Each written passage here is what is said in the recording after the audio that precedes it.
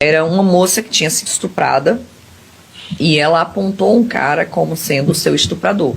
E esse cara foi preso. E ele dizia que não tinha sido ele, mas ela reconhecia, foi ele, eu tenho certeza, foi ele, foi ele, foi ele. E ele foi preso. E a gente foi coletar material genético dele, porque tinha ficado sêmen nas partes íntimas dela. Quando ela foi conduzida ao IML, foi feito o exame de corpo de delito nela, foi coletado esse material vaginal. E tinha sêmen. Então a gente sabia que ali a gente tinha o DNA do criminoso. E aí foi preso esse rapaz, dizendo que não era, que ele era inocente. E quando a gente fez o confronto genético, é tanto que ele cedeu o material dele de livre e espontânea vontade, porque não é obrigado a ceder, Sim. né? Então ele cedeu, porque ele tinha certeza, não fui eu cedo quantos materiais foram necessários. E ele cedeu. E realmente, o confronto genético mostrou que não era ele, não tinha sido ele. Só que a moça, mesmo diante desse exame, ela dizia, mas foi ele, eu não sei o que aconteceu, foi ele. O cara foi a julgamento. Uhum. Mesmo assim, com aquela prova, não arquivaram. Ele foi a julgamento.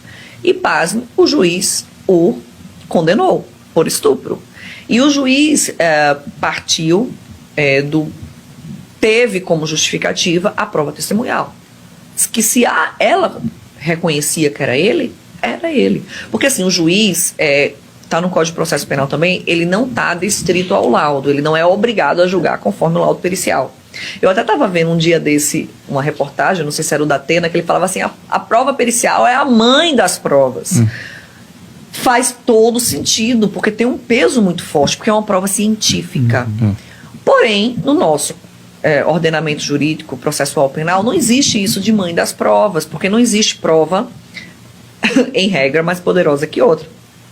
Então o juiz, ele não está forçado a julgar conforme a conclusão pericial, desde que ele justifique, porque não julgou conforme. E nesse caso ele justificou dizendo que era muito forte o depoimento dela, que ela não tinha a menor dúvida de que tinha sido ele e que o condenava com base no reconhecimento dela. E esse rapaz obviamente se desesperou e foi para presídio e tudo mais. 4 meses depois...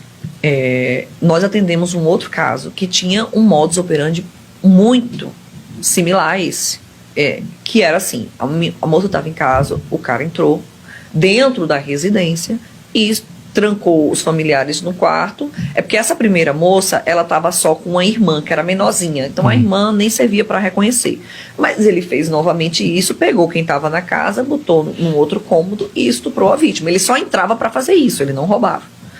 E fez isso, e era o mesmo modus operandi. E também tinha deixado sêmen na moça. E aí a gente atentou para comparar com o caso anterior.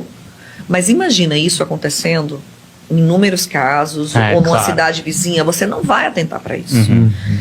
Nesse caso, eu acho que foi Deus mesmo que botou assim na mão e se atentou e se comparou. E quando se comparou, viu que esse sêmen batia com o sêmen daquela outra vítima. E quando a gente fez o confronto com o do acusado, esse segundo acusado, bingo, dizia que era ele para os 2 estupros. Aí ele foi confrontado em interrogatório e ele assumiu. Ele disse, não, eu estuprei ela, estuprei outra e assumiu mais uns outros 3 estupros assim. Era um cara que já estava fazendo vítimas há um tempo e não tinha sido pego. E aí foi informado. A defesa desse outro cara que tinha sido preso disse, olha, a gente tem uma prova nova, quando você tem uma prova nova você pode reabrir aquele caso, você pedir um novo julgamento, e isso foi apresentado, e ele foi julgado novamente, assim, em nível de recurso, já foi o desembargador que pegou o caso, e a coisa mais difícil que tem é um juiz querer contrariar outro juiz, né?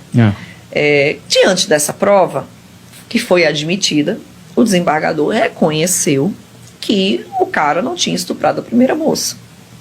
Mas que isso foi só um acaso. Que o primeiro juiz não tinha errado.